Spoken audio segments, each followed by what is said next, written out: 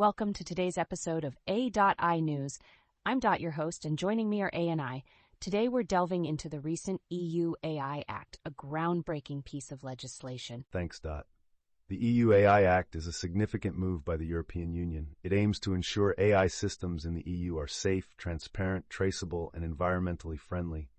It's about balancing innovation with protecting citizen rights. Absolutely, A. The Act categorizes AI systems based on the risk they pose. For example, AI systems with unacceptable risks, like those that manipulate behavior, will be banned. This is crucial for safeguarding fundamental rights. Interesting points. The Act also deals with high-risk AI systems. Could you elaborate on that? Sure, Dot. High-risk AI systems, like those in critical infrastructure or law enforcement, will have stricter controls. They need to be assessed before hitting the market and throughout their life cycle.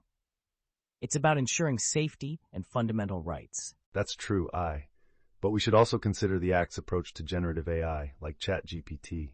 It demands transparency, like disclosing AI-generated content and preventing illegal content generation. A valid point, A. There's also a category for limited-risk AI systems. Your thoughts? Yes, Dot. Limited-risk systems need minimal transparency requirements. Users should know when they're interacting with AI. Think of deepfakes or other AI-generated content. So it seems the Act is a comprehensive approach to AI regulation. A, any final thoughts? It's a step towards ethical AI use, Dot. But we must watch how it impacts innovation and global competitiveness.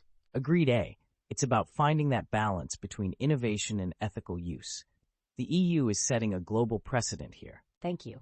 Now let's move to the Listener's Corner, where we address questions from our audience about the EU AI Act. Our first question comes from Elena in Brussels. How will the AI Act impact small businesses and startups in the EU? A, your thoughts? Great question, Elena. The Act aims to create a predictable environment for AI development, which is crucial for startups. While it imposes regulations, particularly for high-risk AI, it also supports innovation. Small businesses and startups could benefit from a clear legal framework that boosts consumer trust in AI products. Adding to that, the Act focuses on ethical AI, which can be a unique selling point for businesses. However, compliance costs might be a concern for smaller players. It's important that the Act balances regulation with support mechanisms for startups to innovate responsibly. Insightful points. Our next question is from Lucas in Paris. Can the AI Act ensure AI will be used ethically and prevent misuse? Let's start with you. Lucas, that's at the heart of this Act.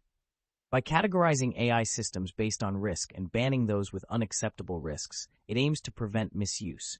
However, the ethical use of AI also depends on continuous oversight and adapting regulations as technology evolves. And while the Act is a step in the right direction, ensuring ethical use isn't solely a regulatory issue.